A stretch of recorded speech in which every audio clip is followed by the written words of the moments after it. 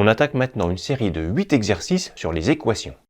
Premier exercice, quelles sont les solutions de l'équation x au carré égale 64?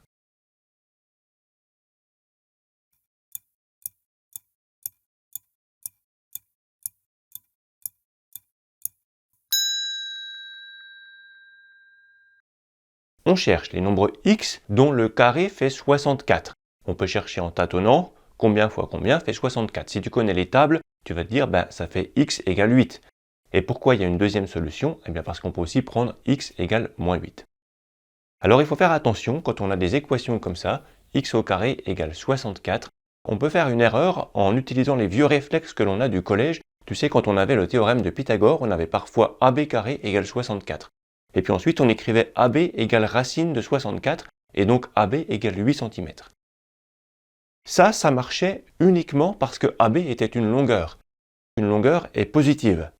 Mais si on ne connaît rien sur AB, si on ne sait pas que c'est une longueur, donc si c'est un x qui peut être positif ou négatif, il ne faut surtout pas écrire x égale racine de 64.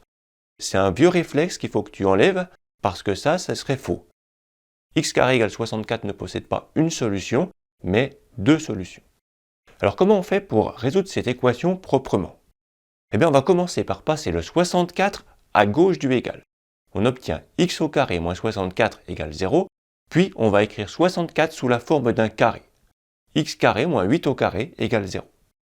Ça, c'est vraiment une manière très propre de résoudre cette équation. Ensuite, que voit-on? Pourquoi on fait ça? Parce que maintenant, on a une différence de 2 carrés. Et on a vu, une différence de 2 carrés, on peut la factoriser en utilisant la troisième identité remarquable.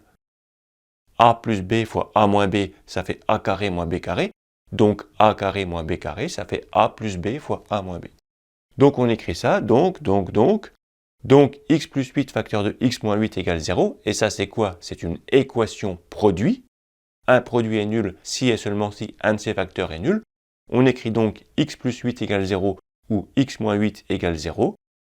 On passe le plus 8 à droite, le moins 8 à droite, on obtient x égale moins 8 ou x égale 8.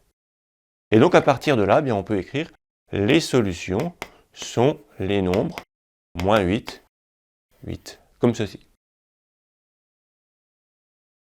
Donc on répond moins 8 et 8.